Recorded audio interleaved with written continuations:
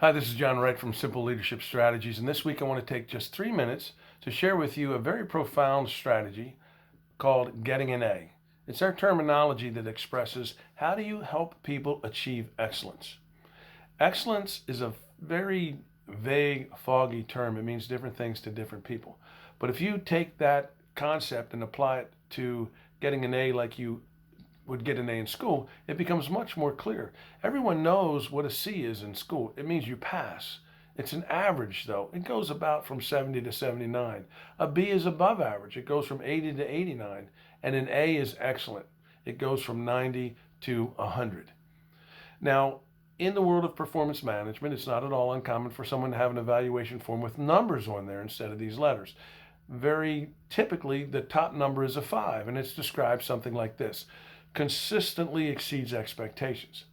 But many managers, the majority in fact, have said to me things like this: no one gets a 5.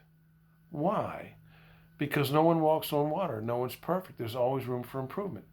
But if you were to apply that psychology or strategy to school, would you tell a student, even though you got 100 on a test, you don't get an A? You only get a B? Why? Because you could always learn more on the subject? It's really not a very motivational situation.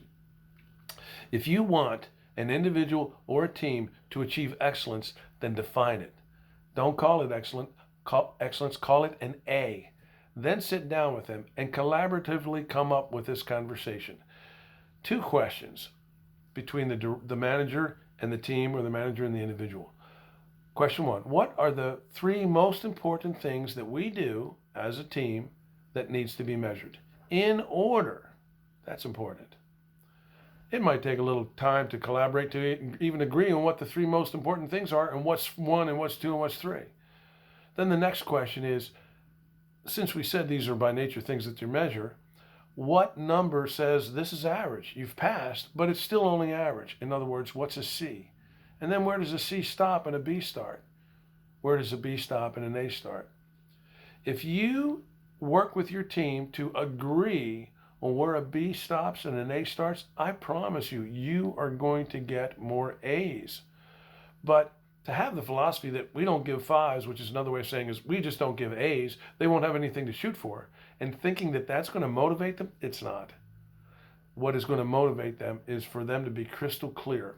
Now, the Gallup 30 years ago came up with the Q12. It says the 12 things that the world's greatest managers do to motivate and inspire peak performance. The number one thing on that is I know what's expected of me at work. That's pretty vague. Knowing what's expected, what does that mean? What the job description says? What I need to do to not get fired?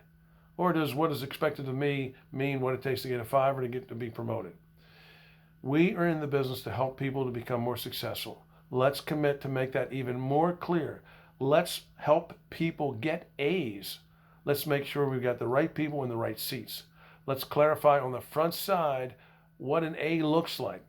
Then let's make sure we give them frequent feedback, give them the resources they need, the encouragement, create the right culture, and you will have a lot more A players. Have a great week.